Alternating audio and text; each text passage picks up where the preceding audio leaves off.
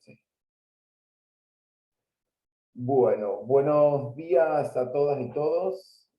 Buenas tardes o buenas noches, depende si ya están viéndolo de forma grabada. Bueno, para nosotros otra vez es un gusto poder conectarnos y empezar a charlar y seguir charlando sobre la unidad uno de esta materia de investigación jurídica de estrés a estrés. Este, bueno, antes que nada, o sea, un par de cositas.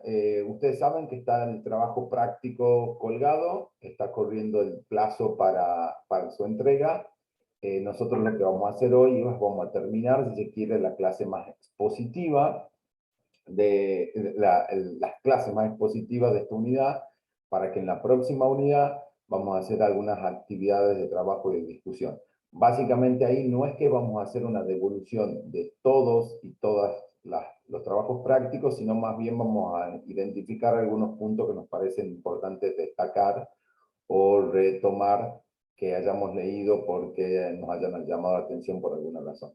En ese sentido, sí estaría muy bueno que puedan participar de la clase, porque es como esta unidad uno, como ustedes habrán visto en el programa y los que están haciendo la lectura, es como la primera, es como un calentamiento de motores. Es donde nosotros les hemos dicho al principio un poco que la idea de esta materia, de este espacio curricular, es cambiar un poquito el chip de la forma que venimos entendiendo y viendo la enseñanza y el derecho. Porque es una destreza muy particular, bastante diferente a lo que ustedes están acostumbrados y acostumbradas.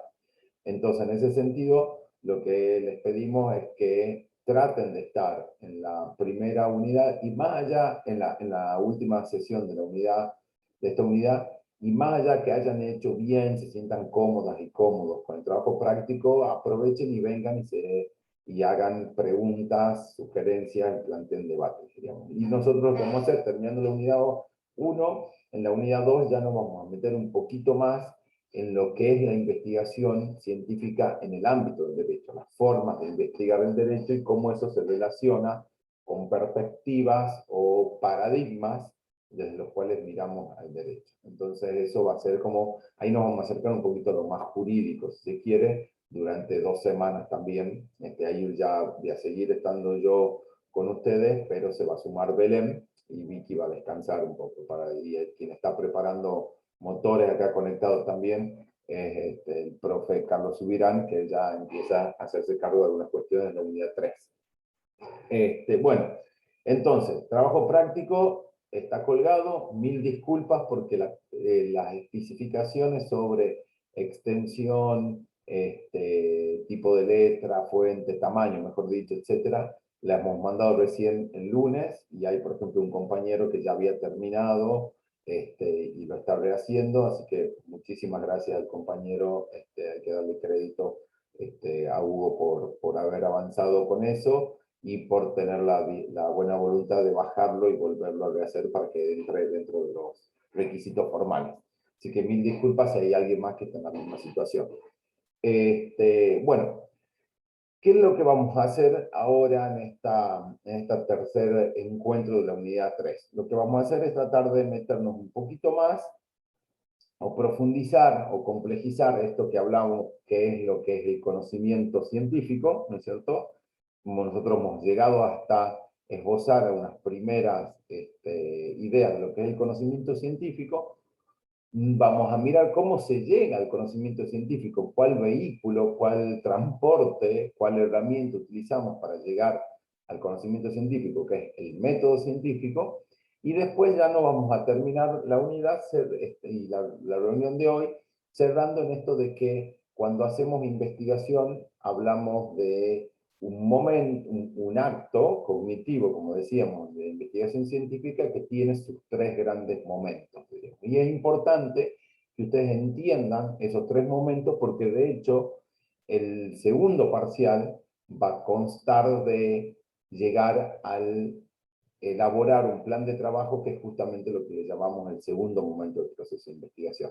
Y es muy importante, y les cuento esto, porque si no entienden las 3 dimensiones, o los 3 bloques, o los 3 momentos de la investigación científica, cometen errores que les llevan hasta desaprobar un examen, el segundo parcial. Nosotros nos pasó el año pasado, de que les pedíamos que hagan un plan de trabajo y hemos tenido trabajos donde se había hecho directamente la investigación. Y hacer la investigación, elaborarla, es el tercer momento.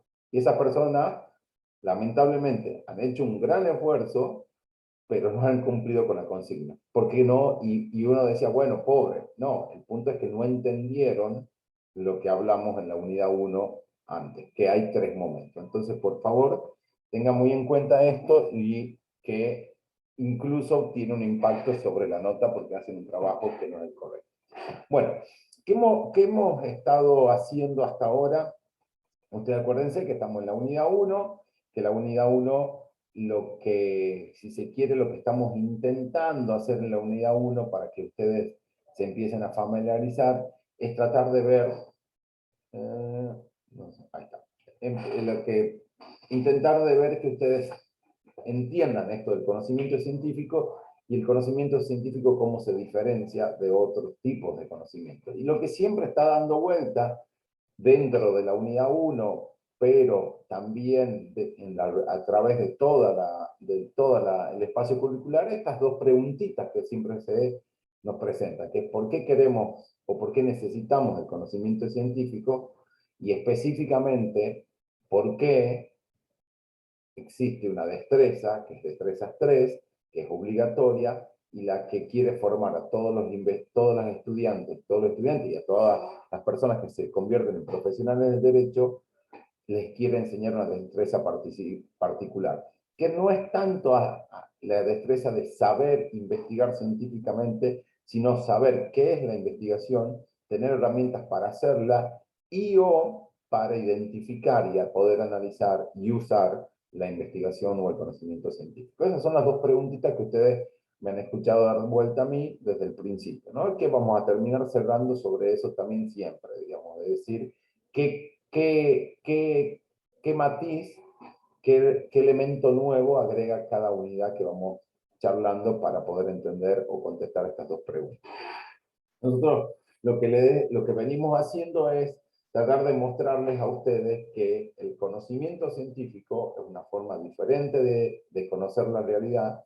¿Y por qué? Porque todo conocimiento que nosotros adquirimos es una caja de herramientas, unos filtros, unos conceptos, una forma de entender lo que vamos a ver en la actualidad y en el futuro, ¿no es cierto? Es como que nosotros tenemos un conocimiento pasado que nos ayuda a ver el presente. Si no tenemos ese tipo de conocimiento, nos vamos a perder algo de la realidad, ¿no es cierto? Entonces, otra vez, Vicky les mostraba en la presentación la vez pasada, yo podía ver el,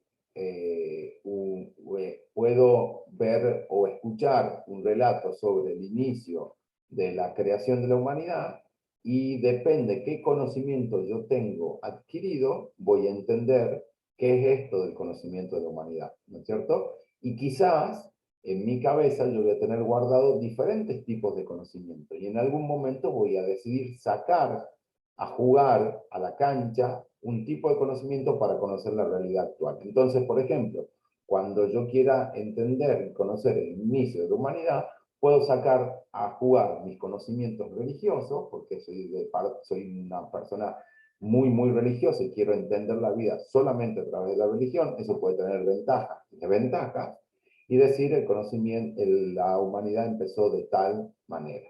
O puedo sacar de atrás de mi cabeza todo el cajoncito del conocimiento científico y poder decir que el conocimiento científico me ayuda a entender que el inicio del mundo ha estado relacionado con una explosión casi cósmica donde se han dado determinadas condiciones que han creado la materia, etcétera, etcétera. Entonces el conocimiento es importante porque el conocimiento es un hecho pasado que me ayuda a conocer un hecho presente y un hecho futuro. Cuanto más conocimiento tengo, más herramientas tengo para entender la realidad actual y futura. Cuando más diversidad de conocimientos tengo, tipos de conocimientos tengo, mayor capacidad tengo de entender los fenómenos reales y futuros, ¿no es cierto? Y lo que decíamos también, esta idea de que no nos llueve el conocimiento. El conocimiento no es que yo salga un día y digo, hola, aquí estoy, y el conocimiento me entra a la cabeza. El conocimiento depende de una disposición, de un acto cognitivo. No adquirimos conocimiento si no tenemos una predisposición de un sujeto cognoscente y un objeto cognitivo, ¿no es cierto? Nosotros necesitamos que alguien salga a plantearse, importantísimo, una duda. Para poder dudar, tengo que saber. Otra vez, esta idea de conocimiento. Yo tengo que tener una duda, tengo que investigar, diríamos, qué es el matrimonio, ¿no es cierto?, en el ámbito del derecho,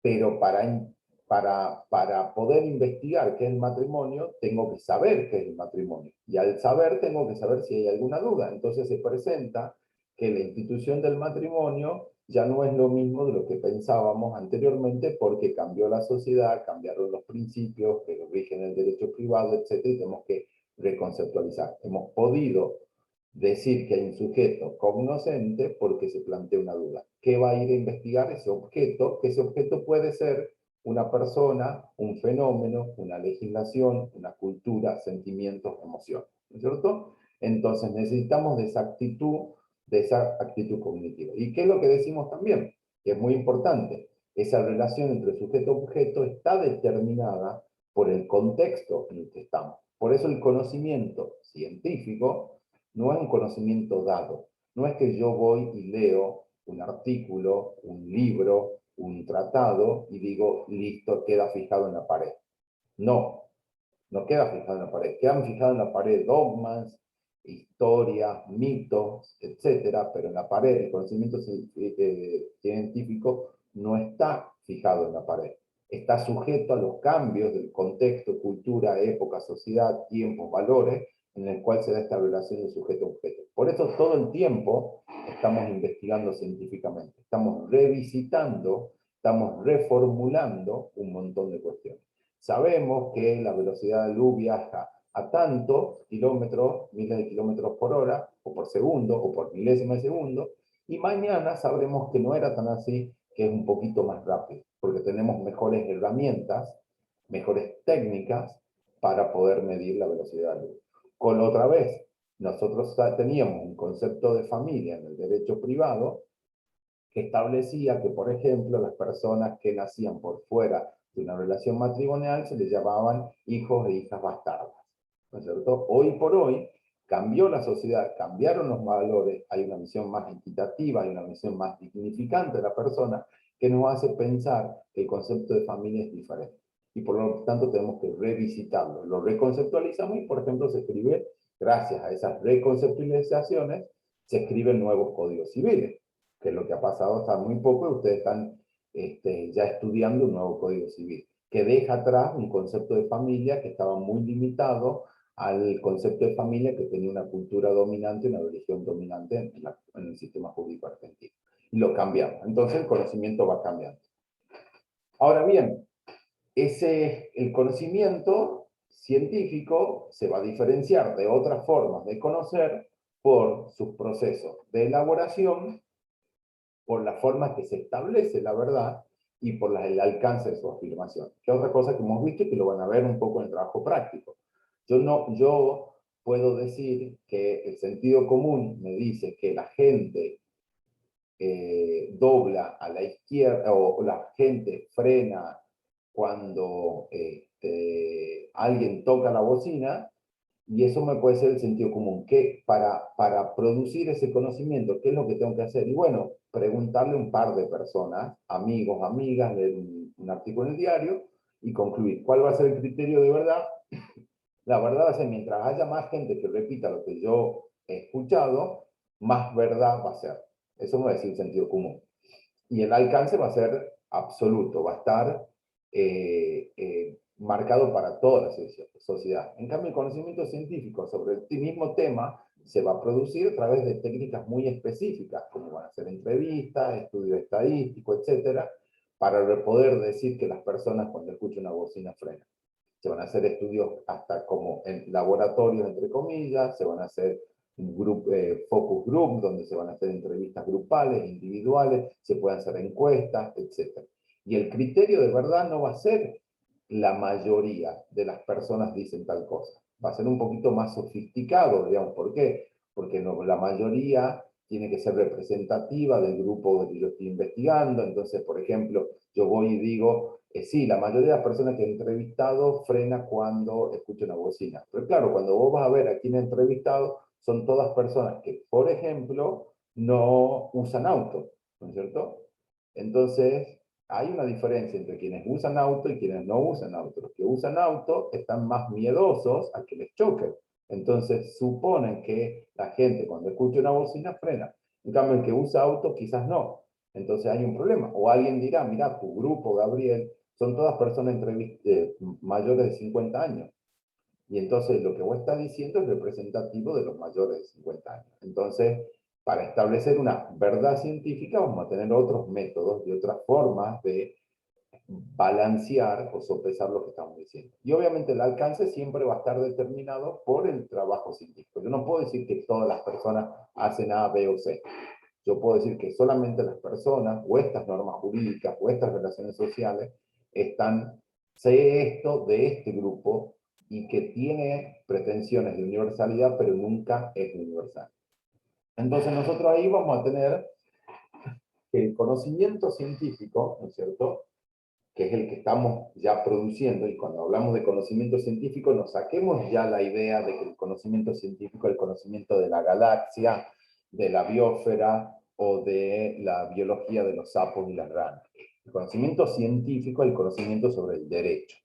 Ya vamos a hablar la semana que viene un poquito más de qué es esto de conocimiento científico del derecho. Entonces, cuando hablamos de complejizar nuestra idea de conocimiento científico, estamos hablando del conocimiento científico del derecho. Existe el de investigación científica del derecho, ¿no es cierto? Y el conocimiento científico, otra vez, lo que le decíamos, no es una cuestión que yo vengo un día y me paro en la vereda y salgo a la esquina y el conocimiento científico me cae. No, no me cae el conocimiento científico. Yo accedo al conocimiento científico cuando lo quiero producir y tengo que tener una actitud de indagación. Esa actitud de indagación no la hago así nomás. Lo llevo a cabo a través de un método, que es un conjunto de guías, técnicas, prescripciones, sería el método, se lo vamos a hablar ahora, que son capaces de ayudarnos a producir ese conocimiento científico. Y ese conocimiento científico, ustedes tienen que pensar que el conocimiento científico, hay conocimiento científico cuando nosotros podemos llegar a tener ciertas ideas más abstractas que tienen una correlación con, o están hay un contraste, una constatación con la realidad, ¿no es cierto? Hay una relación entre lo que existe en la realidad y el concepto, ¿no es cierto? ¿Y cómo hago eso yo?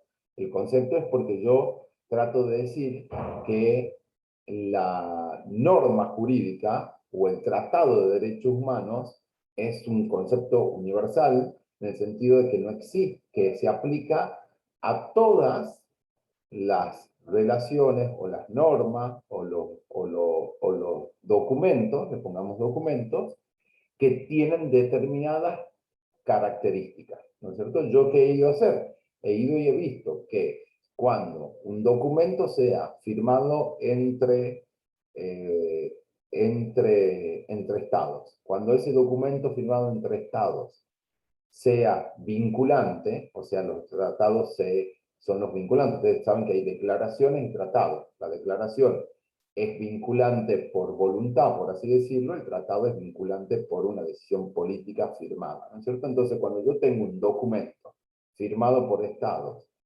que aceptan que es vinculante, que regula las relaciones entre los estados y los ciudadanos, que establece que esas regulaciones le dan a los ciudadanos derechos y garantías que están por encima de otros tipos de derechos y garantías, porque hay diferentes tipos de derechos y garantías, nosotros podemos llegar a tener un tratado. Es un concepto universal, ¿por qué? Porque se aplica universalmente a todos esos fenómenos empíricos, esos documentitos que tienen determinadas características. Y los conceptos, diríamos, al ser universales, que se aplican a las cualidades de algunas cosas, en este caso los tratados, que establecen cuáles son los mecanismos específicos para decir que eso es un tratado, ¿no es cierto?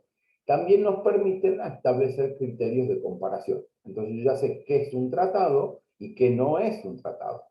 importantísimo para decir cuál es el tratado, cuál es la pirámide o el bloque de constitucionalidad, mejor dicho, que rige en Argentina.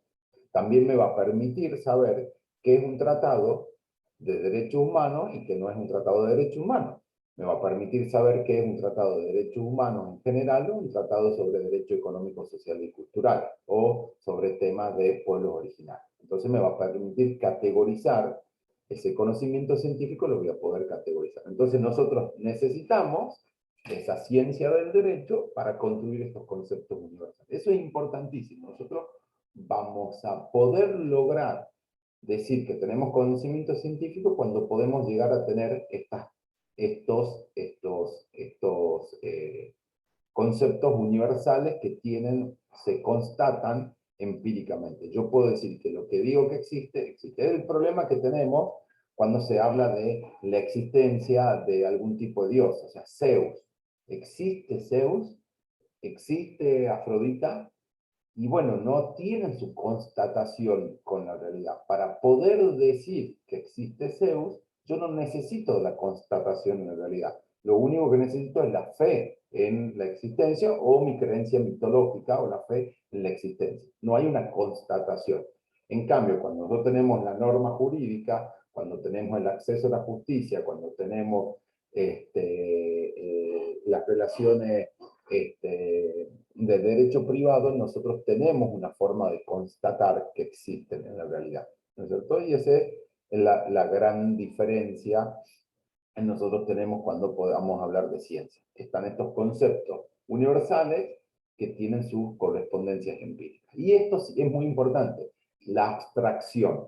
Nosotros hacemos una actividad que es, yo miro la realidad, ¿no es cierto? Yo voy y entro a un aula y veo a estudiantes que están anotando, y anotan y no conversan, y no hay ningún docente que esté charlando, o hablando o dando clase, ¿no es cierto? Y miro y digo, ah, esto es un examen. Me he abstraído de la realidad y he podido darme cuenta que ese fenómeno era un examen. Entonces yo he podido hacer ese movimiento que me abstraigo para poder conceptualizar, ¿no es cierto? Ahora bien, nosotros tenemos que ir moviéndonos, y esto lo hemos dicho la vez pasada, es muy importante. Ustedes tienen que ver que nosotros partimos el conocimiento, ¿no es cierto? Parte de términos convencionales, de palabras comunes y corrientes, etcétera, y nosotros les vamos dando, si se quiere, esa característica de conocimiento científico. Entonces, nosotros lo que vamos es tratando de articular, ¿no es cierto?, esas cuestiones que suceden en la realidad para conceptualizarlas dentro de un concepto, ¿no es cierto?, que refleje un fenómeno de realidad. Por ejemplo, les doy un ejemplo de un libro que se escribió en los 80 de un jurista que se llama Carlos Nino, ¿no es cierto? El libro es un libro muy interesante porque lo que habla es que en la Argentina existe un problema que se llama la anomia, ¿no? La anomia boba. Entonces lo que hace es sale, estamos simplificando lo que ha hecho Carlos Nino, uno de los, como les digo, uno de los juristas, filósofos más importantes o el más importante de la época moderna en la Argentina. Y Carlos Nino lo que sale y empieza a ver muchas cosas. Empieza a ver que cuando el semáforo se acaba de poner en rojo, yo sigo pasando, ¿no es cierto?, en mi auto. Veo que si puedo evitar pedir factura o ticket, lo hago. Veo que si estoy sentado en mi juzgado, viene alguien, amigo, y en vez de analizar el caso que seguía en la línea cronológica, empiezo a analizar el caso de mi amigo, por más que esté al último. Empieza a ver todas esas cuestiones de la realidad. Claro, y Carlos Nino lo que hace dice, pucha, ¿qué es lo que está pasando? Hacemos esas infracciones y después nos damos cuenta que cuando hacemos todas esas infracciones, siempre hay algún momento en el que perdemos. Entonces él dice, hay una anomia, que significaría el no seguimiento de la norma, diríamos, pero dice, bueno, yo quiero analizar un poquito más. No seguir la norma, no seguir las reglas, nos da resultados beneficiosos, individualmente nos ponen mejores posibilidades de tener resultados beneficiosos, y como sociedad nos permite llegar a esos resultados beneficiosos. Y Carlos Landino empieza a analizar situaciones en las que no. Ser corrupto, estadísticamente a mí no me da mayores posibilidades de que me vaya mejor en varias cuestiones. Y como sociedad tampoco. Entonces le llama anomia boba. Es el fenómeno de la realidad que él quiere mostrar. Él dice que en Argentina tenemos un problema, dos problemas. Uno es que no respetamos la norma, y lo segundo, que el respeto de la norma no nos trae beneficios, ni individuales ni como sociedad. Nos trae quizás beneficios individuales a corto plazo, pero nunca a largo plazo. Entonces, lo que utiliza Carlos Nino, términos regulares que usamos, mira un fenómeno y lo conceptualiza. Y él dice, bueno, tenemos que trabajar institucionalmente, y él hace propuestas, ha sido uno de los asesores, por ejemplo, de Raúl Alfonsín, en la transición a la democracia. Él promovió la política de derechos humanos con sus limitaciones y virtudes, y estuvo muy involucrado en lo que es escribir para mejorar el diseño institucional democrático de la Argentina. Entonces, otra vez, hizo eso salir. Entonces, la anomia boba es un concepto universal abstracto que tiene su correlación o tiene su referente empírico. Nosotras y nosotros haciendo cosas tontas, no cumpliendo con la ley y encima no sacar beneficios. Eso es lo que habla Carlos Nino. Entonces, ustedes ven que el conocimiento científico empieza a darse algunas de estas características que van a ver el libro de Uri, ¿no es cierto? Es el que produce estos conceptos universales, que tienen sus referentes empíricos, que requiere un proceso de abstracción, ¿no es cierto? Y esto, si se quiere, estos elementos hacen que el conocimiento científico no va a ir por todo, pero que vaya siendo, tenga ciertas características. Yo quiero destacar algunas para charlar. Uno es racional, diríamos, ¿no es cierto? Tiene que haber una explicación racional, ¿no es cierto? Y eso otra vez se diferencia de otros tipos de conocimiento. A las mujeres les gusta la rosa y a los hombres les gusta el azul. ¿Por qué? Porque sí. Porque conozco 1.759 varones que les gusta el azul y conozco 2.624 mujeres que les gusta el rosa. Ahora, ¿eso es una explicación racional? No, es solamente una exposición, una descripción de gustos, pero no explica por qué. No hay una explicación racional que me diga, bueno, mira, existe una tendencia en las neuronas que hace que los varones o quienes se autoperciben como varones, sigan estímulos azules para la supervivencia de la especie. Bueno, suena un poco racional, no sé si es verídico, pero suena un poco, no está eso. O alguien me puede decir, no, mira, no es nada que ver con la biología.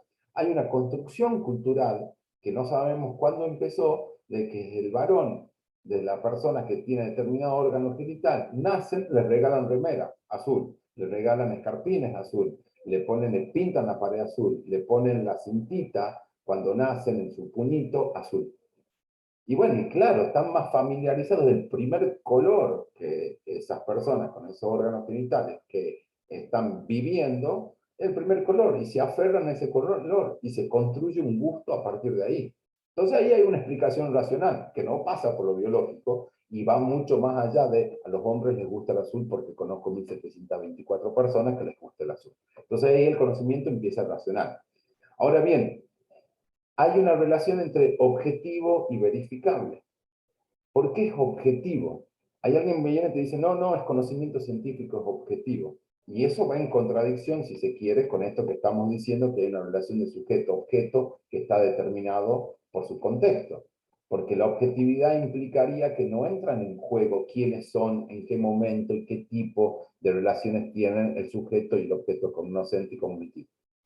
Y en realidad, cuando hablamos de objetividad, en términos de la ciencia, es porque hemos seguido un método, miren qué importante lo que vamos a hablar hoy, hemos seguido un método que puede hacer demostrar que el conocimiento, si bien está sujeto a ciertas coyunturas, se ha seguido en su proceso de elaboración y establecimiento de su verdad algunas condiciones que lo hacen verificable. O sea, cuando yo les digo que existe el acceso a la justicia, los obstáculos al acceso a la justicia de los pueblos originarios está determinado por condiciones culturales y prejuicios, etcétera, etcétera, porque he hecho una investigación, eso tiene que ser verificable, no tan solo en el sentido de leerme a mí y creerme, sino que ustedes también, o quienes quieran replicar esa investigación, puedan ir a verificar si eso es así. ¿Y cómo se puede ir a verificar si eso es así? Solamente si yo les cuento cuál ha sido mi método, ¿no es cierto? Y cuáles criterios objetivos he hecho. Entonces yo les voy a contar que he hecho entrevistas. Entonces usted me dice, no, pero Gabriel, ¿sabes qué? Yo he ido a verificar eso haciendo otro tipo de entrevistas y he llegado a diferentes conclusiones. Entonces el método, al ser verificable y al ser objetivo, no implica que sea absoluto, otra vez lo que estamos hablando. No implica, lo que es objetivo es que nos dice que hemos seguido ciertas reglas aceptadas, regulares, probadas de cómo construir, elaborar, tomar datos y analizarlos. Por eso esto no es una alquimia, esto no es una novela donde no escondemos cómo lo hemos hecho, tenemos que contarlo, digamos. Por eso también nosotros decimos, en la ciencia ustedes van a leer buena ciencia, ciencia jurídica, yo concluyo tal cosa y lo he hecho de esta forma. Si no, no es ciencia. Entonces es objetivo verificable. Y hay una cuestión de la exactitud, que quiero que, y eso lo van a ver en el libro. La exactitud no implica que es infalible, está al lado que es falible. Es exacto en el sentido de su alcance, es particular y exacto a lo que se está hablando e investigando. No podemos predicar más de lo que hemos investigado. Es ese fenómeno con estas limitaciones tiene su implicancia, etcétera, pero es exacto a eso. Y por lo tanto es falible. Significa que puede fallar. Por eso hacemos más investigación. Por eso estamos constantemente investigando. Porque si fuera infalible, sería una verdad absoluta, del tinte de las verdades religiosas, la opinión pública, los mitos, etcétera. Entonces, estas características profundizan mucho lo que hemos hablado la sesión anterior. Profundiza esta idea que es muy particular, es diferente y nos da muchísimas herramientas fantásticas para poder tomar decisiones como ciudadanas, ciudadanos, abogados, abogadas, funcionarios, etc.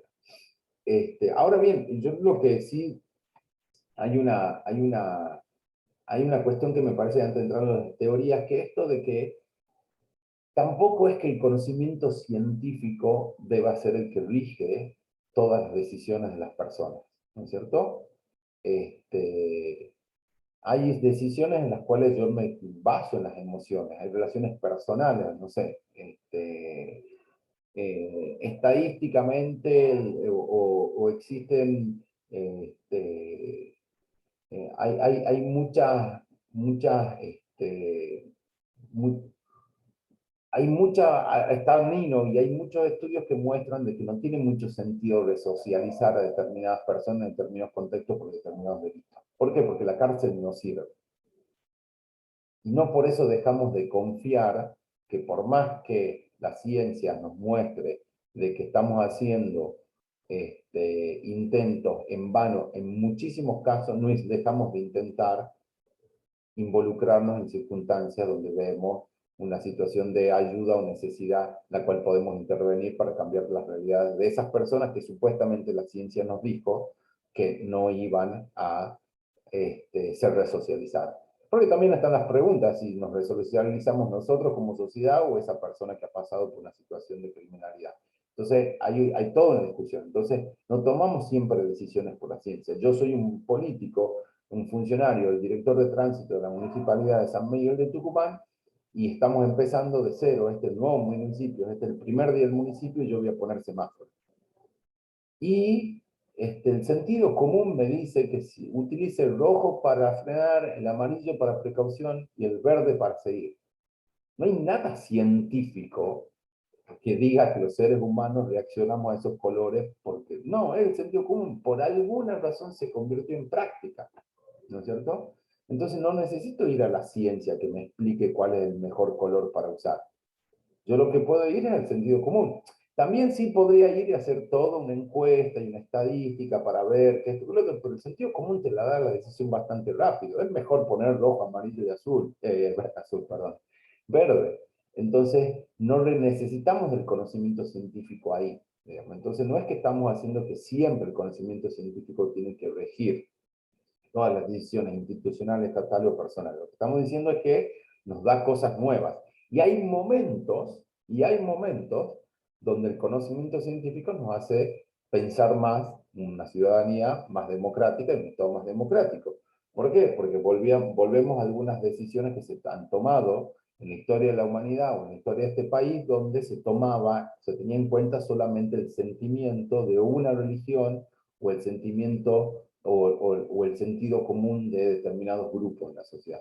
Claro, en la sociedad pluralista, democrática, diversa, donde todos tenemos derecho a pensar lo que nosotros creemos que es lo mejor, que me impongan una religión o un sentido común, es complejo, por lo menos en algunas cuestiones, ¿no es cierto? Entonces ahí el conocimiento científico nos trae una ayuda para decir, miren, todo esto, el conocimiento científico no puede resolver un montón de cosas, pero por lo menos les puede decir que esas dos opiniones que ustedes tenían son meramente religiosas o de sentido común. Y eso no va en una democracia. Ah, bueno, gracias. ¿El conocimiento científico nos resuelve el problema? No, no lo resuelve, pero por lo menos nos deja saber cuando estamos violando derechos o estamos discriminando determinados grupos porque le estamos imponiendo una sola forma de ver las cosas, ¿no? Entonces, para que tengamos en cuenta. Ahora bien, cuando nosotros utilizamos conceptos, ¿no es cierto? Cuando utilizamos conceptos en los conocimientos científicos, tienen esa idea de conocimiento científico universales que tienen su constatación en el mundo empírico y pueden llegar a entender, lo que hace es se construyen teorías. Es como un escalón más, diríamos, si quiere. La teoría es la que une, ¿no es cierto?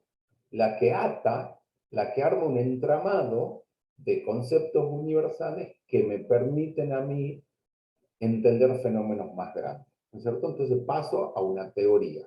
Esa teoría puede ser una teoría más descriptiva o explicativa del mundo empírico, las personas hacen tal cosa por tal otra, o también pueden ser ya teorías más normativas que prescriben valores, deberes, obligaciones que son las más relacionadas muchas veces al ámbito del derecho común y corriente, en el ámbito común y corriente de nuestra facultad.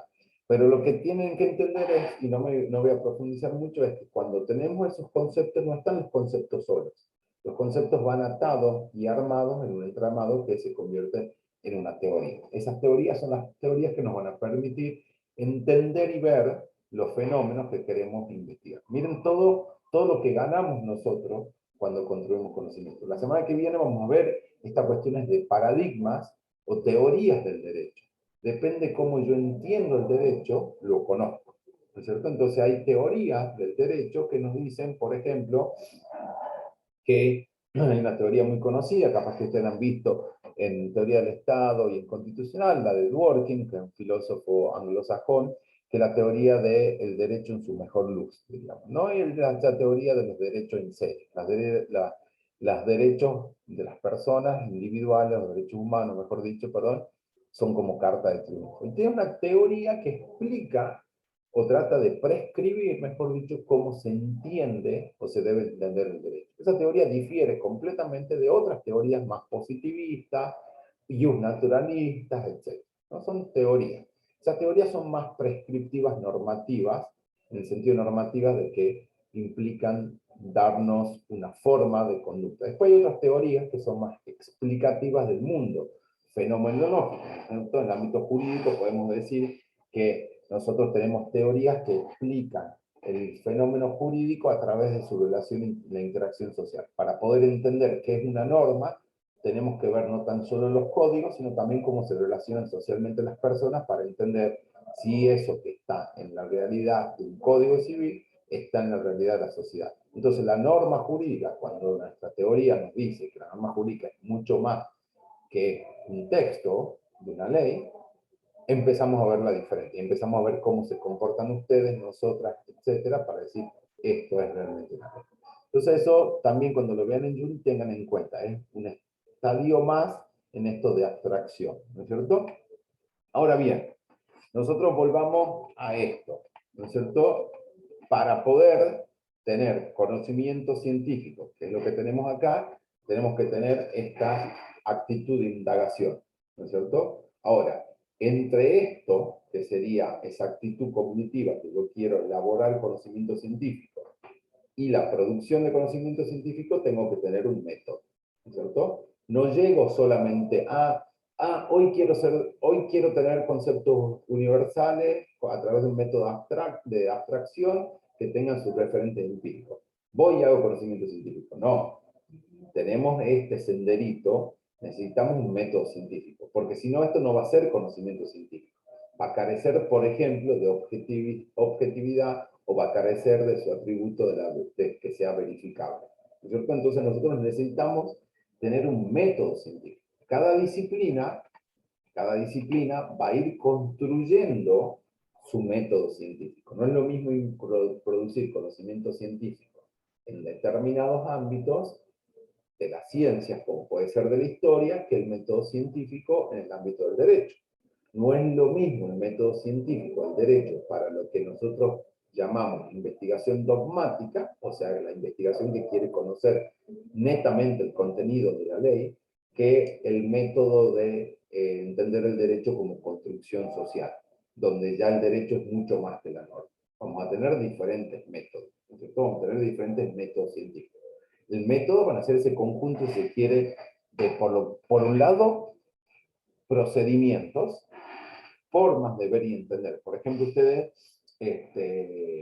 tienen, y los que han visto algo de filosofía más adelante, pero también los que han visto en contenidos transversales, y ya pueden haber visto en teoría de la justicia, hay teorías que nos permiten identificar la diferencia entre principios y reglas, que es muy importante. Ustedes saben en el derecho que los principios son prescripciones abiertas de cómo se tiene que configurar determinadas relaciones, y las reglas son formas específicas de cómo tienen que actuar determinados actores, ¿cierto? Unas son más abiertas y otras son más cerradas.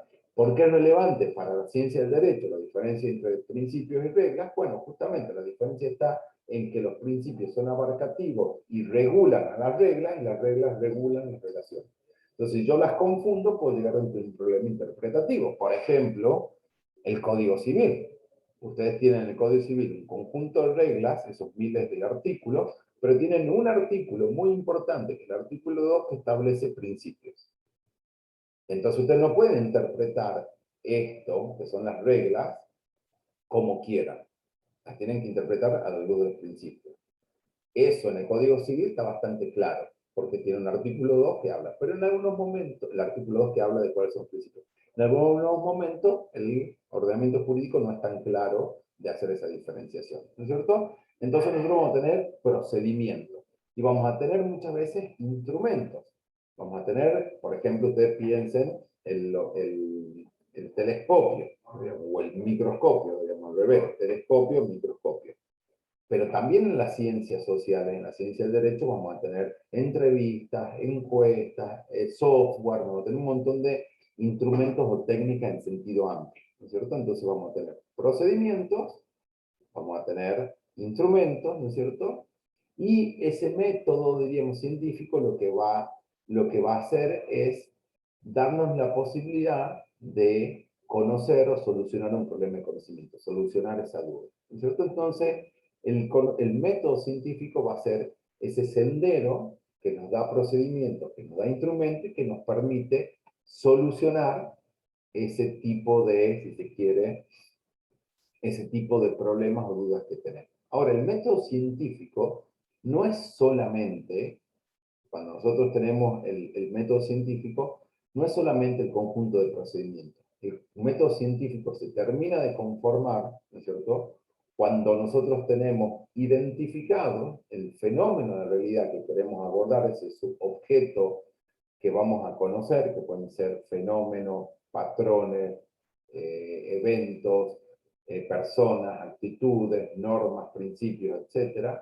Y nosotros, dependiendo de cuál es el fenómeno que queremos estudiar, ¿no es cierto?, vamos a tomar determinados procedimientos, y esos procedimientos o técnicas van a depender de esos conceptos, teorías, paradigmas. Ya ponemos la palabra paradigmas preparándonos para la sesión, para las unidades, para las sesiones de la unidad 2, que nosotros tenemos en la cabeza. Entonces demos vuelta. Para yo poder ver un fenómeno, antes tengo que tomar en cuenta ciertas paradigmas, teorías, que me van a permitir ver ese fenómeno, ese objeto. ¿Es suficiente? No. Tengo que también ver qué procedimientos, qué técnicas son consistentes y coherentes con esa visión teóricas o de paradigmas que tengo. Por ejemplo, si yo entiendo que el derecho es una construcción social y no tan solo una construcción legislativa, ¿no es cierto? Esa es mi visión, mi teoría. El método o el procedimiento para entender qué es el derecho no alcanza con el análisis de las normas o el espíritu de la ley y lo que quiso decir el legislador. Yo tengo que buscar métodos que me permitan ver más allá de eso. Me tengo que ver métodos y una construcción social, cómo interactúan las personas alrededor del derecho. Entonces, esos procedimientos que yo utilice para llegar a conocer tienen que ser consistentes. Entonces, tiene que haber una consistencia entre lo que quiero investigar, los métodos que voy a utilizar o los procedimientos que voy a seguir y las teorías que yo me estoy basando. Esto suena súper abstracto y les pido disculpas, pero lo vamos a empezar a ver a partir de la semana que viene. Pero otra vez les quiero dejar este ejemplo. Si yo quiero entender el acceso a la justicia, ¿no es cierto? Si yo quiero entender el acceso a la justicia, yo lo puedo investigar de dos formas, y esas dos formas están relacionadas, estoy simplificando, obviamente, lo podría investigar al menos de dos formas. Y esas dos formas están relacionadas con mis concepciones, mis conceptos, mis teorías del derecho que yo tengo. Si el acceso a la justicia para mí, si para mí el derecho se reduce a la norma positiva, a lo que tradicionalmente nos han dicho en la Facultad de Derecho, que es el derecho, yo voy a utilizar una técnica de análisis netamente jurisprudencial y legislativo. Porque para mí el acceso a la justicia solo va a ser, mi referente empírico, solo va a ser lo que digan las normas jurídicas del acceso a la justicia. ¿No es cierto? Ahí está el caminito. Yo tengo una teoría, una visión del derecho, utilizo unos instrumentos para estudiar un fenómeno. El acceso a la justicia solamente descrito en la ley. Ahora, si yo tengo una teoría del derecho que implica que el derecho es una construcción social que excede a lo que dice la norma positiva, voy a pensar que el acceso a la justicia es una construcción social. Y por lo tanto, ese fenómeno y esa teoría me piden otros procedimientos diferentes al que yo usaba cuando creía que el acceso a la justicia solamente era algo representado por las normas. Son diferentes cuestiones. Entonces, por ejemplo, Gabriel Pereira concluirá en su estudio de acceso a la justicia que los obstáculos al acceso a la justicia son la poca claridad de las normas. Nos hemos dado cuenta que el sistema jurídico argentino tiene normas poco claras. Y otra persona, Gabriel Pereira Lizondo, va a decir que los problemas y el obstáculo a la justicia está dada por las desventajas o las desigualdades socioeconómicas en las cuales padecen determinados grupos de la sociedad. ¡Epa! Bien diferente, ¿no? Son dos cosas diferentes. ¿Por qué? Hay diferentes teorías, hay diferentes procedimientos y por lo tanto hay diferentes conclusiones sobre el fenómeno. Y eso es lo que les queremos transmitir acá con esto del método. El método se constituye de conceptos, fenómenos y conjunto de la realidad. ¿No es cierto? No vamos a entrar porque tampoco queremos que les sea tan aburrida la clase y tan larga. No voy a entrar en las características del método, diríamos, pero lo que ustedes tienen que pensar que con el método tienen que las características es que es algo pensado, es razonado, es planificado. Por eso nosotros el examen, el segundo parcial, hay un plan de trabajo para saber nosotros cómo está empezando el método. No es yo salgo y punto, voy y prueba, no. Hay algo que el método tiene que estar armadito, tiene que estar planificado para que yo pueda saber cómo me he equivocado, dónde me he equivocado, cómo he concluido lo que he concluido y sobre todo para que los demás sepan cómo he pasado he llegado a esa conclusión. Y alguien puede decir, Gabriel, te equivocaste porque el método está mal aplicado, o si yo utilizo otro método, hay otras conclusiones. ¿Qué es lo que nos viene a decir este diagrama? Que es lo que les decía anteriormente sobre el acceso a la justicia. El método científico, y esto es una frustración para los que creen que la ciencia consiste en una sola verdad, el método científico está determinado por esto que es la palabra pluralismo. Hay diversas teorías, diferentes paradigmas, diferentes objetos, diferentes sujetos, diferentes contextos. No hay una sola forma de ver y entender la realidad. La realidad se entiende y se ve basada en pluralismo. Lo único que nosotros podemos llegar a decir es que tenemos esto que tenemos aquí, que les pongo en el cursor, lo objetivo, lo verificable, lo racional, digamos, y lo falible, que son estas características que nos pueden decir que lo que yo he hecho, a pesar de las pluralidades que hay, ha seguido una forma científica de construcción, ¿no es cierto? Y de alguna manera entonces, lo que hace el método es regular esa vocación que nosotros teníamos por conocer. No es cualquier cosa conocimiento científico. Hoy concluyo que todas las personas que cumplan 18 años tienen derecho a. ¿Por qué? Porque yo lo creo. No, bueno, ¿cuál es si eso es una prescripción normativa científica, me tenés que explicar cómo vos has llegado a esa conclusión. Ahora, si es solamente una decisión de política pública, es otra cosa, ¿no es cierto? Pero el método regula, le da cauce, le da, y es un cauce abierto, en el sentido de que uno puede mirar cuál es ese cauce, ¿no es cierto? Regula nuestra vocación de conclusión. No podemos hacer ciencia si no tenemos método. Y otra vez, el método no es un conjunto solamente de técnicas.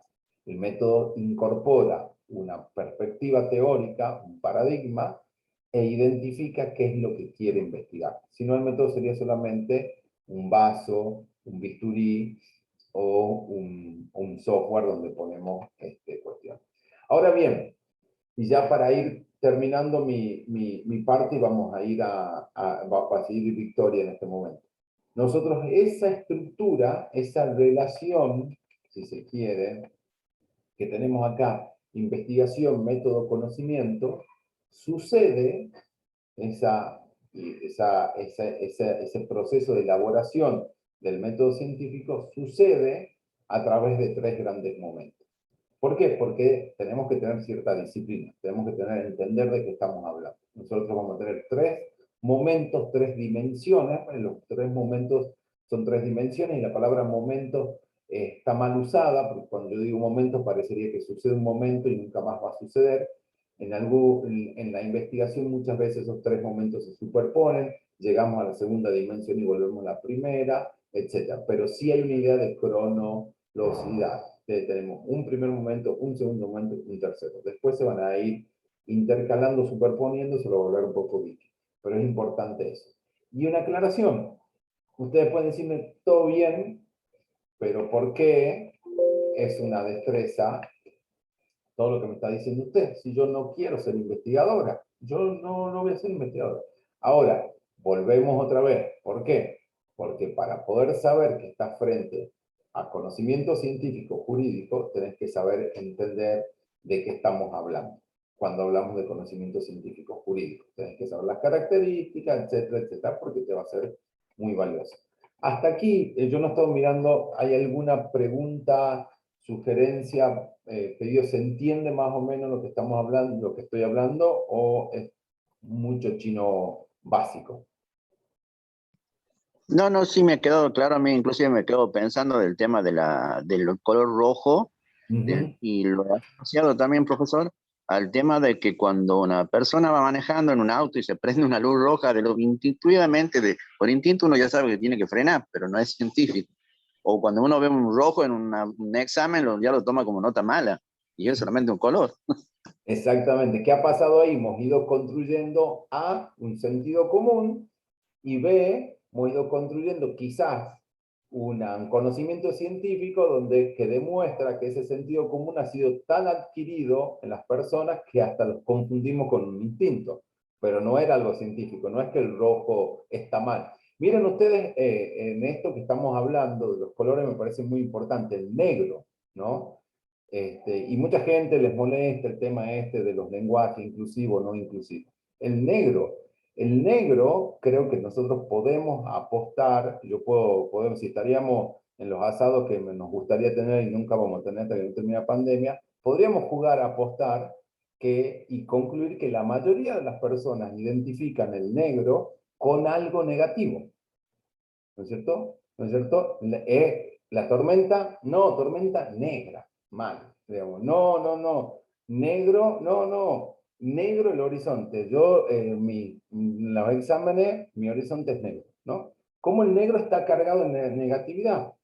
Y cómo después lo utilizamos al negro para identificar actitudes o personas o características de algunas personas.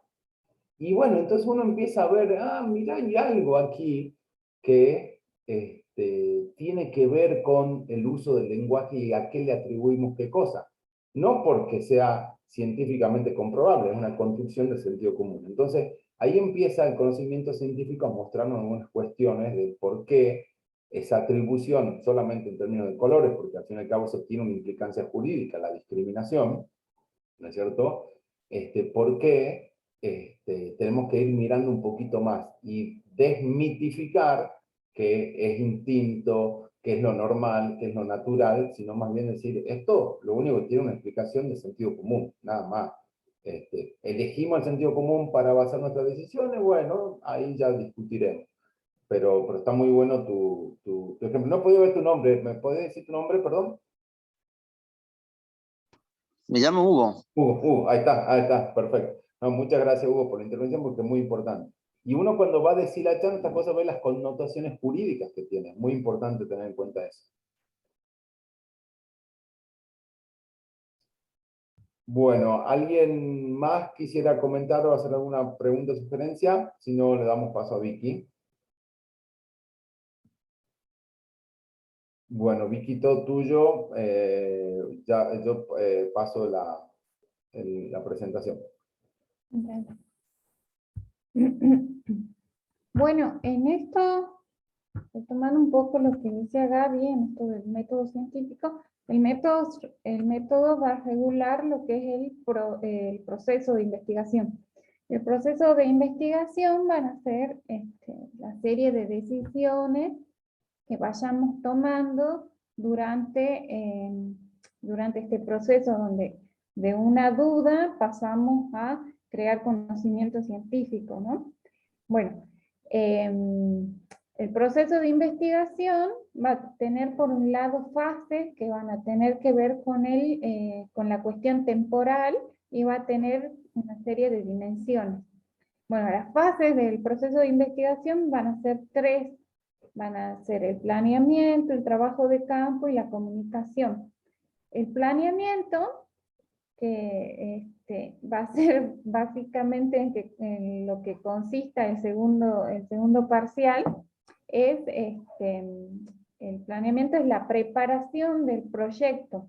O sea, primero que nada voy a pensar cuál es mi duda de conocimiento, cómo voy a llevar adelante ese proceso de investigación, voy a elegir las herramientas con las cuales voy a desarrollar el trabajo de campo y básicamente esta etapa temporal donde yo pienso qué quiero investigar, cómo lo voy a investigar y empiezo a decidir, ¿sí? Empiezo a decidir en base a eso. Después está el trabajo de campo, que es la ejecución de todo ese plan donde decido qué voy a investigar, cómo lo voy a hacer, con qué herramienta. El trabajo de campo es la ejecución del planeamiento del proyecto. En ese trabajo de campo, que es cuando ejecuto, lo que hago básicamente es desplegar las herramientas que he planeado utilizar de acuerdo a cómo... A ver, las herramientas también, como decía Gabriel, van a depender de qué estoy investigando y de qué estoy investigando, en qué momento y desde dónde me paro para hacerlo. Y bueno, el trabajo de campo va a ser la ejecución de eso. Igualmente, en el planeamiento, o sea, el proyecto se puede modificar de acuerdo a lo desarrollado dentro del trabajo de campo. O sea, puede haber un ida y vuelta constante. Entonces, si bien estas son fases temporales, están interconectadas y pueden superponerse, ¿no? Y después en la tercera fase, la fase de comunicación, que es cuando yo ya he desarrollado mi trabajo de campo, he analizado la información que he obtenido a través del campo y la he sistematizado de manera ordenada y trato de comunicarla. La comunicación básicamente va a ser, por un lado, la sistematización, que es el ordenamiento y el análisis de la información recogida en el campo, y también se comunica se comunica también a través de lo que sería la publicación, publicación no en términos amplios, ¿no? Porque hago conocido los resultados de mi proceso de investigación. Eso lo puedo hacer, no sé, a través de papers en revistas científicas, a través de la publicación de la tesis en un libro. Y también, bueno, igual no necesariamente, aquí también está bueno diferenciar, no necesariamente hago un proceso de investigación para desarrollar una tesis. También puedo hacer un proceso de investigación más cortito, no sé, para elaborar un informe que se me ha pedido en algún organismo público,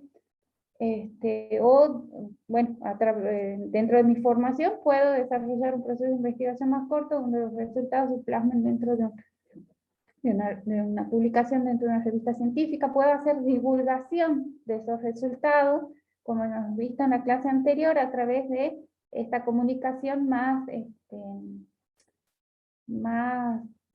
fácil socialmente hablando, o sea, donde ya no me entiendan solamente los quienes conocen sobre el tema, o sea, gente experta que ha estudiado, se ha preparado para eso, sino donde yo los resultados puedo transmitirlos a la sociedad de manera simple y que se entienda.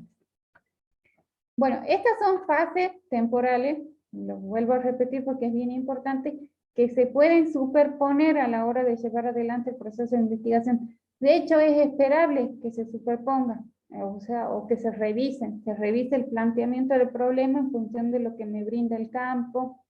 Es esperable porque el proceso de investigación justamente son un conjunto de decisiones que voy a ir tomando durante el tiempo que me lleve a desarrollar esa investigación, y estas decisiones pueden ir cambiando en función de lo que se me vaya presentando.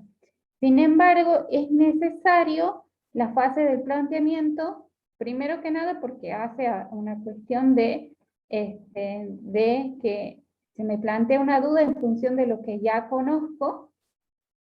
Para tener esa duda tengo que conocer. Entonces, básicamente tengo que tener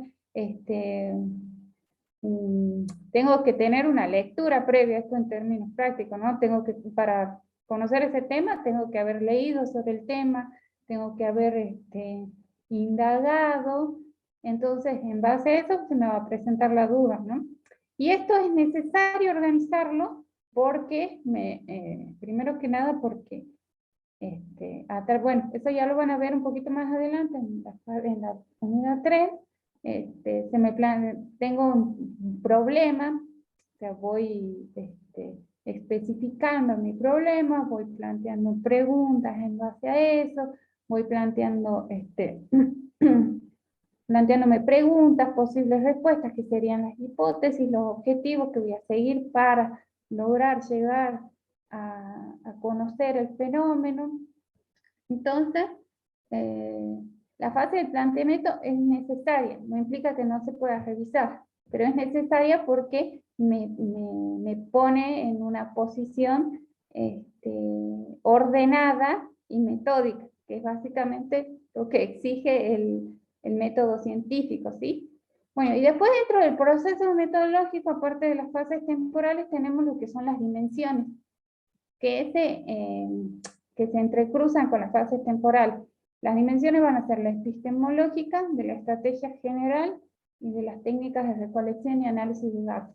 La epistemológica se vincula mucho con la fase de planteamiento, porque en la dimensión epistemológica lo que voy haciendo es tomando decisiones, definiendo mi problema de investigación, definiendo las preguntas, el paradigma desde el cual me voy a parar, que era lo que decía Gaby, que se lo va a ver en la unidad número 2, si voy a hacer dogmática jurídica, si voy a hacer investigación empírica, si voy a hacer filosofía del derecho.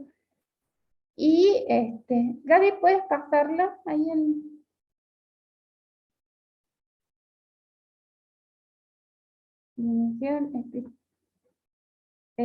ahí, claro. Bueno, ahí voy a ir, o sea, como dice al principio, se vincula mucho con la parte, con el planteamiento dentro de la fase temporal. Bueno, ahí también voy a identificar los antecedentes teóricos, voy a identificar mi estado del arte, voy a ir definiendo qué marco teórico, eso también lo vamos a ver en la unidad 3, la diferencia entre marco teórico y estado del arte. Voy a formular los objetivos, o sea, qué pretendo, cómo pretendo, cuáles van a ser las actividades bueno, en realidad hay una diferencia entre objetivos y actividades, pero bueno, voy a ir definiendo cómo voy a llegar a ese conocimiento.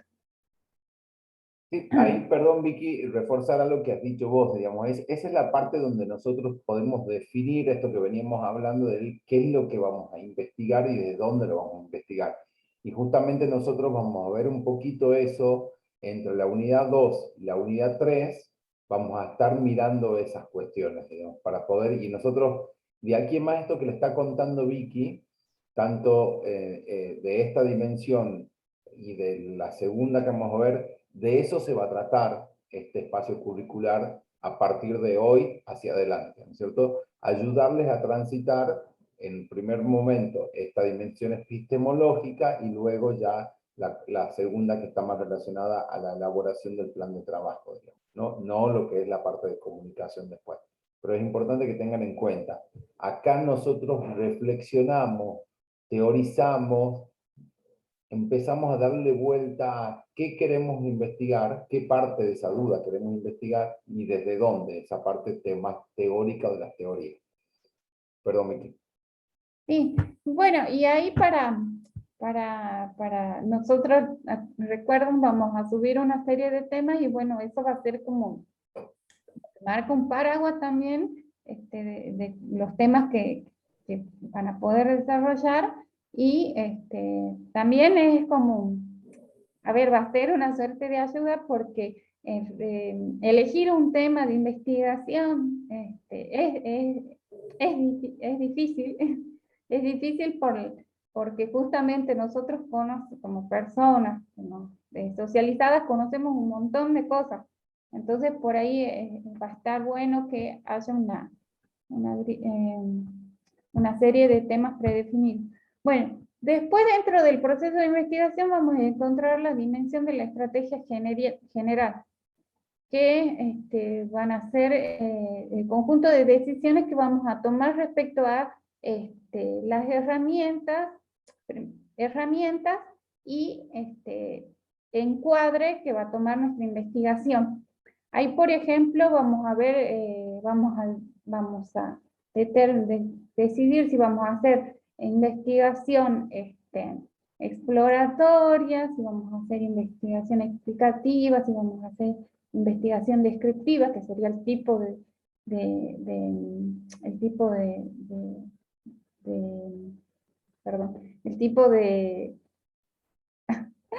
el tipo de diseño. Después, bueno, vamos a ver si vamos a desarrollar una investigación más de tipo cuantitativa o cualitativa. Eso lo vamos a ver en su momento. Lo cualitativo se va a vincular más o sea, primero que nada, lo cuantitativo se va a vincular más a cuestiones, a decisiones y ciertas herramientas que vamos a utilizar.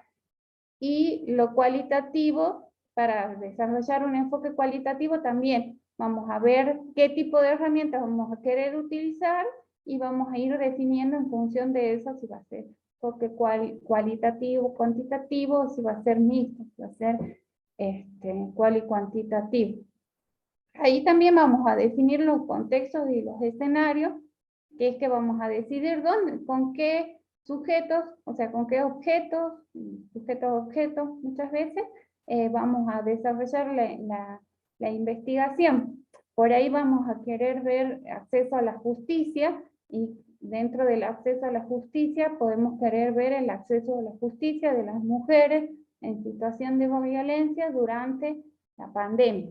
Entonces ahí estamos definiendo el contexto y el escenario. Básicamente dentro del gran, del amplio campo de lo que sería el acceso a la justicia, lo vamos achicando. Definimos que vamos a trabajar con mujeres en cierta situación, que serían en situación de violencia, en un determinado tiempo que sería el periodo de pandemia. De ahí vamos a ver también de dónde vamos a sacar la información, a dónde vamos a sacar la información, o vamos a desarrollar el trabajo de campo, y tiene que ver con, estas son las unidades de análisis. Por ahí para ver, por ejemplo, mujeres, acceso a la justicia de mujeres en situación de violencia durante la pandemia, quizás lo que quiero hacer es ver números generales, entonces por ahí mis unidades de análisis no van a ser necesariamente mujeres en situación de violencia, sino van a ser, no sé, las estadísticas elaboradas por algún organismo, van a ser algún organismo público que se dedique a trabajar con mujeres. Bueno, ahora hay organismos más específicos, por ejemplo, el Ministerio de Género, hay ministerios provinciales también, o secretarías de la mujer, y que es de donde yo, dependiendo de qué quiera hacer, porque esto también es esto también tiene que ver con las decisiones que vamos tomando, qué queremos ver de el acceso a la justicia de mujeres en caso de violencia de género en periodo de pandemias, y por ejemplo también ahí podemos decir, bueno, del acceso a la justicia queremos ver si las mujeres han podido llegar a judicializar los conflictos, que no va a ser lo mismo si quiero ver el acceso a la justicia más en sentido formal, si básicamente hay condiciones económicas, sociales, culturales para que las mujeres puedan acceder a los derechos en general.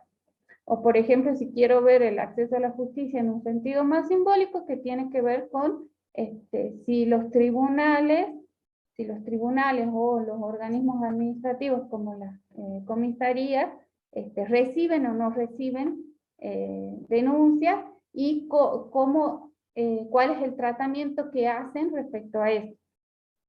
Entonces, dependiendo de las decisiones que vayan tomando, se van a ir definiendo las fuentes, los contextos, o sea, las fuentes, los contextos y escenarios, el diseño y el enfoque. También por ahí se va a definir en función de dónde puedo indagar. Por ejemplo, sé que voy a poder acceder a entrevistas con ciertos operadores administrativos que trabajan en la temática, voy a decidir hacerlo por ese lado. Si por ejemplo sé que no voy a poder acceder a las estadísticas por tal y tal motivo, no voy a poder acceder a causas judiciales, a causas o expedientes judiciales, bueno, esas decisiones se van a ir tomando en base a lo que vaya, a lo que pueda hacer y al acceso que tenga al campo, ¿sí? Y ahí, y bueno, después también dentro de lo que es esto, determinación de análisis, de unidades de análisis, voy a definir los criterios de selección. Voy a decidir si decido hacer entrevistas a organismos públicos, a quién del organismo público que trabaja en cuestiones mujeres. Puede haber una secretaría específica que sea de mujeres indígenas y campesinas, o puede haber una secretaría específica que sea de economía y género, puede haber una secretaría específica que trabaje, no sé, cuestiones más vinculadas a acceso a la justicia. Entonces ahí voy a aplicar el criterio de análisis. No, necesito entrevistar a las de la Secretaría de Economía y Género, porque quiero ver cuestiones vinculadas al acceso a la justicia en sentido material. Entonces, ¿cuáles son las condiciones económicas y sociales para que para que las mujeres, en caso de violencia de género durante la pandemia, puedan acceder a la justicia? Entonces, la idea es que quede claro esto, que van a ir tomando, o sea, que básicamente el proceso de investigación es un conjunto de decisiones que vamos a ir tomando, y que estas decisiones van a, o sea, si bien se dan dentro de lo que es la dimensión de la estrategia general, también se vinculan con la dimensión epistemológica, ¿sí? O sea, que todo esté interconectado, pero que esté interconectado y que se superponga muchas veces no implica que no sea ordenado, y que tiene que ser metódico. Ya hemos visto, el método de investigación, el método científico exige que sea un conocimiento esquemático, ordenado, y que eso le da el criterio de objetividad, básicamente. Entonces, que las etapas se superpongan no implica que no deba ser ordenado y planificado. De hecho, para que pueda modificar algo, es necesario que esté planificado, porque si no, dentro de un caos puedo ir y venir todo el tiempo y no terminar de definir. Y después, bueno, después tenemos la tercera dimensión, que es la dimensión de las técnicas de recolección y análisis de la información. De acuerdo a lo que quiero saber, por ejemplo, quiero indagar respecto al acceso a las mujeres, voy a elegir las técnicas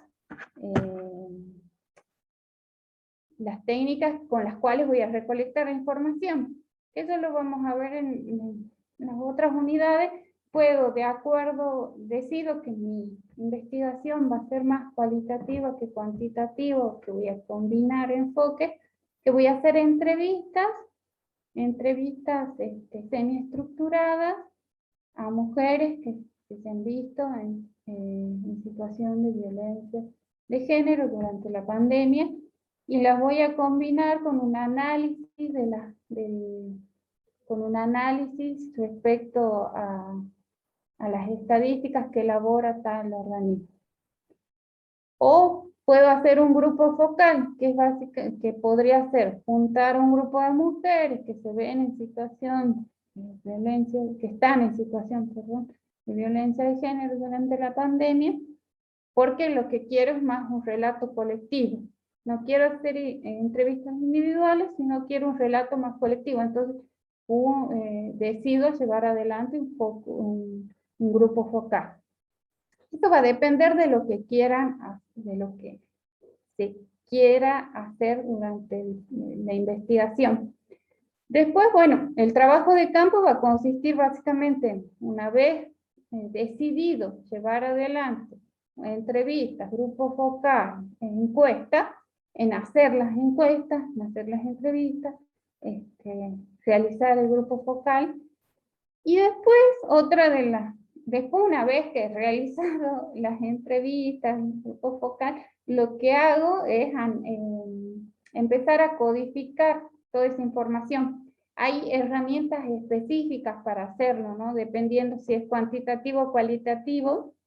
Hay herramientas que nos ayudan, o sea, vamos a ver que existen. Solamente como el segundo examen va a consistir en un proyecto, no lo vamos a hacer. Aparte porque o sea, el análisis de la información de trabajo de campo es como una etapa muy avanzada dentro del proceso de investigación. Después, bueno, se analizan y se interpretan esos datos que se han sistematizado previamente, y bueno, y después de analizar, interpretar, llega dentro de las fases temporales, la fase de comunicación. ¿Sí? Bueno, la idea de que conozcan las dimensiones y las fases, son necesarias en función de qué es lo que vamos a hacer durante toda la materia, ¿sí? Como les decía recién, bueno, esto lo vamos a ver en la unidad 3, esto lo vamos a ver en la unidad 4, esto lo vamos a ver en la unidad 2, es que conozcan que van a llevar adelante este proceso de investigación que va a decantar en un segundo parcial, que va a ser un proyecto, o sea, no necesariamente van a transitar todas las dimensiones o todas las fases del proceso metodológico. Y que, bueno, básicamente se van a superponer, pero sí o sí tiene que ser ordenado. Eso hace a la aplicación del método científico que sea ordenado, que sea metódico, que implique justamente que voy tomando ciertas decisiones en determinado momento, que puedo volver atrás, pero siempre voy avanzando. Y bueno, eso en cuanto a lo que son dimensiones y fases. Bueno, no sé si alguno tiene una duda. Es realmente abstracto, hasta que uno no lo empieza como a palpar, suena como muy lejano, o a veces hasta poco comprensible. No sé si alguno tiene alguna... Buenos días, doctora. Yo le haría para hacerlo los trabajos, a mí me falta todavía muchas cosas a entender. En la parte estructural, supongamos, como habían puesto en el mensaje, qué tipo de letra, el tamaño no me acuerdo si de izquierda a derecha, dónde va la sangría. Todavía es muy nuevo en todo eso, pero eso creo que es una parte estructural que creo que es importante para hacer los trabajos prácticos, y esa parte todavía no la entiendo bien. Sí, bueno, esas son cuestiones formales, o sea, a la hora, son cuestiones formales que tienen que ver con, con el orden por ahí del trabajo, no forman parte de lo que sería el proceso en términos más, más finales, ¿sí? A lo que nosotros nos importa un poco es que ustedes entiendan el proceso que se va a llevar adelante y por qué es importante, o sea, pensarlo en esos términos, de qué forma ustedes pueden incorporarlo a su formación como abogados. Después de esas cuestiones formales podemos armar algo. Igualmente, si bien ayer ha sido medio apresurado por ahí mandarles un mensaje después, definir las cuestiones formales después de haber subido el trabajo práctico, seguramente todos los otros trabajos prácticos tienen los mismos criterios formales, cierto tipo de letra, las fuentes que ustedes elijan, cierto tipo de interlineado. Sí, ahí hay hubo, como decía Vicky, hay dos cuestiones. Una es la formal de cómo las formalidades para poder escribir, diríamos, trabajo, etcétera. Eso podemos, si quieren, podemos intentar hacer algún taller como de escritura en algún momento, pero si no, también podemos pasarle algunos links con algunas páginas que hacen recomendaciones.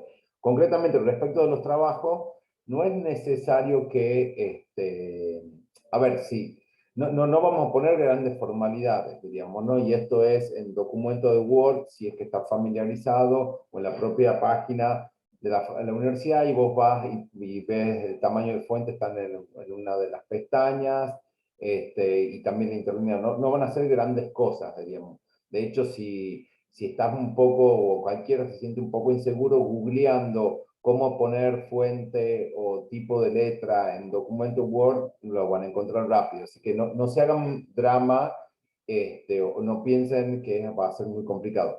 Además, si es que hay alguna persona que tiene algún problema en particular, miren, acá la formalidad no es lo que va a regir en el sentido de la evaluación. Nos lo hacen saber y nosotros les ayudamos o dispensamos de algunas cuestiones en base a las necesidades. Digamos. Sí mantenemos cierto orden, pero las excepciones van a ser variadas y relacionadas a lo que usted necesite. Martina, ¿está haciendo una pregunta? Hola, buen día. Yo tengo una consulta sobre el último punto, cuando dice que si podemos identificar la algún libro o algo, una experiencia investigando, ¿tiene que ser algo sí o sí jurídico o puede ser más o menos relacionado con las ciencias sociales? Lo que vos quieras. En líneas generales, por ahí pensamos en algo más jurídico, pero otra vez no hay respuestas correctas, sino bien argumentadas y fundamentadas, diríamos, ¿no? Entonces, si vos te sentís más, más cómoda o interpelada, o te gustaría contar en el trabajo sobre otro que no sea jurídico, no hay problema. No, no lo hemos cerrado a jurídico, así que está perfecto. Bien, muchas gracias. No, de nada. ¿Alguien más? Yo, profesor, ¿me escucha? Sí, se escucha perfecto. ¿Me escucha, profesor? Sí. Bueno, a ver, tengo muchas preguntas a la vez, pero bueno, igualmente las van resolviendo ustedes a medida que vamos bien. Yo estudio psicología, es decir, entonces el tema este de la investigación es como lo manejas. Y yo tenía la duda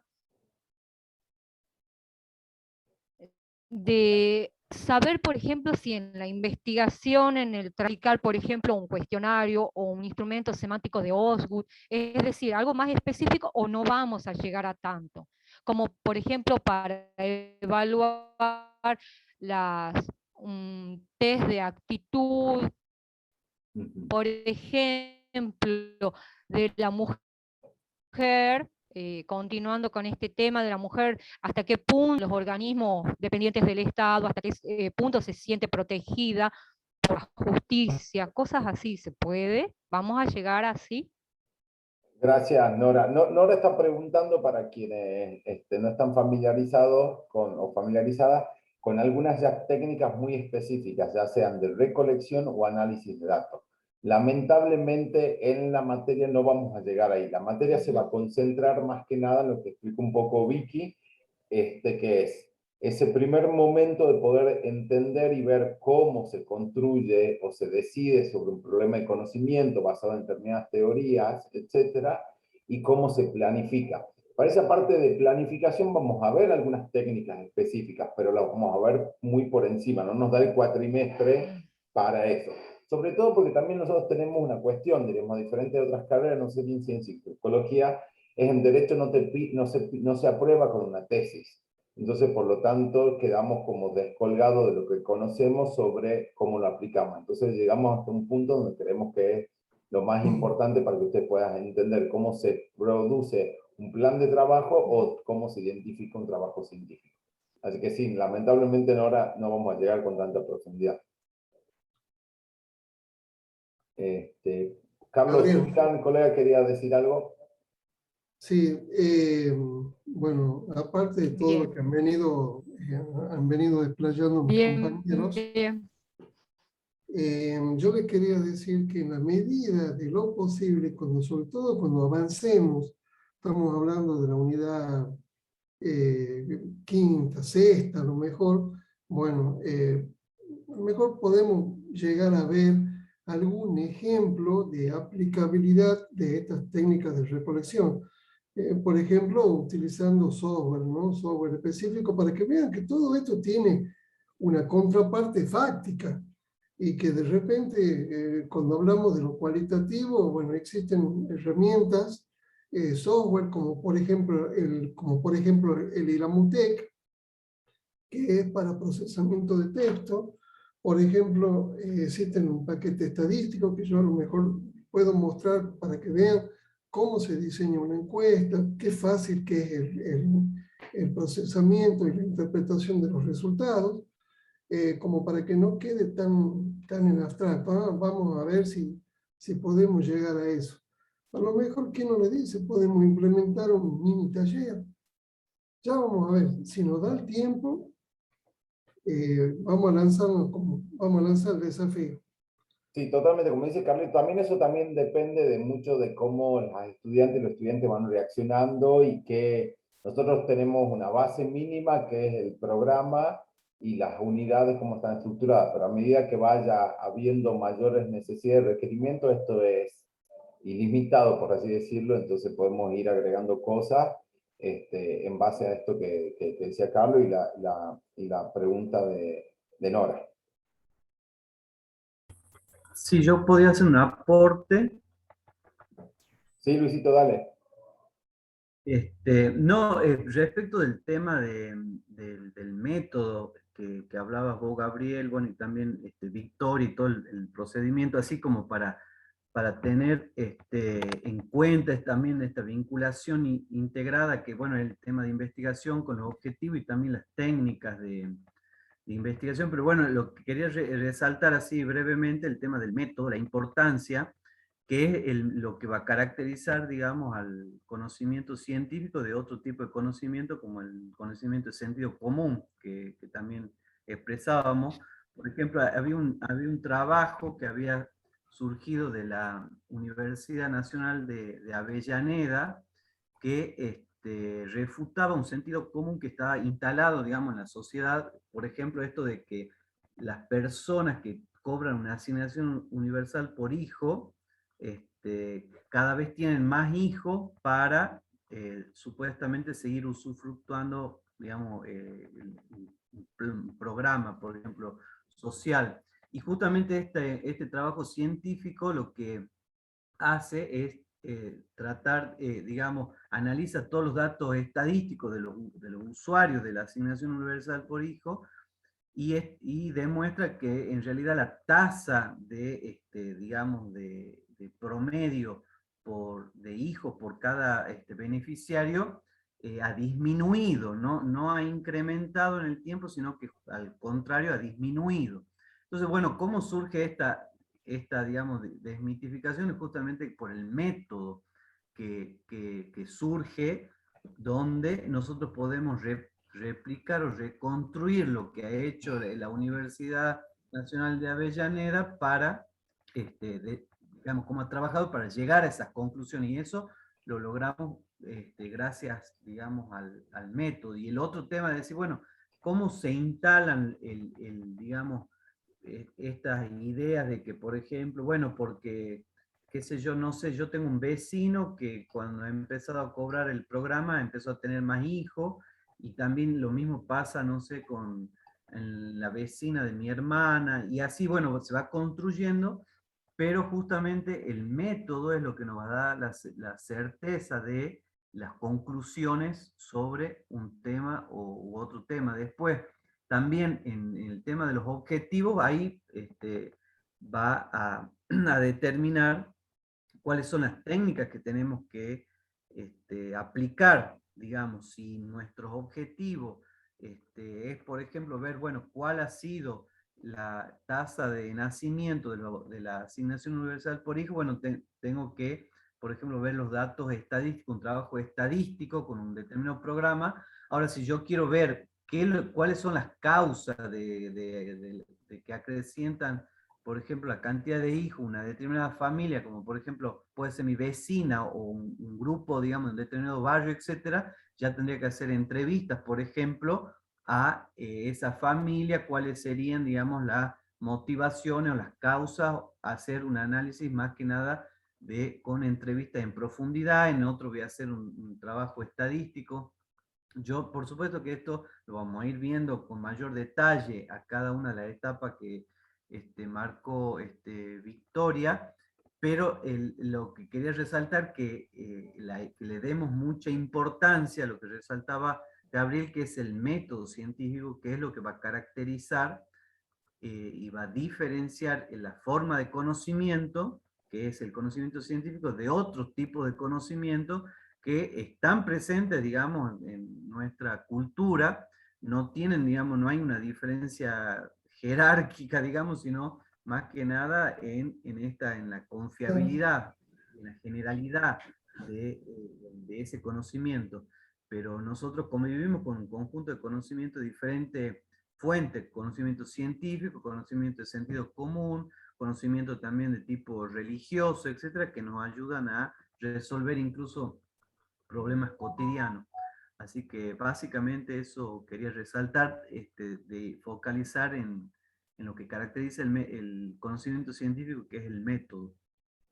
Buenísimo, muchas gracias Luis. Ahí en eso que decía Luis, me parece que les puesto en el chat, hay una página que se llama Chequeado, que hace varias cosas y entre una de ellas es muchos de estos discursos que circulan mediáticamente en la sociedad, tratan de ver si tienen correlación con datos científicos. Y hace cosas muy interesantes, por ejemplo, cuando, no sé si lo siguen, lo han hecho este año, pero por ejemplo, cuando el presidente o la presidenta de turno va al Congreso y da el discurso de apertura, van chequeando los datos que da ese presidente o esa presidenta, o por ejemplo, esto que dice Luis sobre planes sociales, yo al estudio que menciona Luis lo he conocido por otros lados, pero otro día también ha sacado ellos en chequeado otro similar, que era esta de cuestión de los planes sociales y la cultura del trabajo, ¿no? Esta idea de que se consiguen planes sociales y no se trabaja. Y bueno, y ahí mostraban estos datos duros, estadísticos, numéricos, que la mayoría de las personas, no tengo en mi cabeza los números, la mayoría de las personas que tienen planes sociales tienen 1 o 2 trabajos más en negro, digamos, ¿no? Entonces el plan social complementa, no excluye el trabajo, bueno, etcétera. Varias cositas ahí para ver en esa página, que es muy interesante, sacó mucho sobre vacunas, bien interesante, un poco para que ustedes se metan en esto de lo que es esta cuestión de que tener en cuenta que el conocimiento científico no es algo alejado, uno piensa en la biblioteca alejada, el laboratorio alejado, etc. El conocimiento científico está dando vueltas todo el tiempo ahí. Y las tensiones y complementaciones entre el conocimiento científico y otras formas de conocer la realidad están siempre ahí constantemente.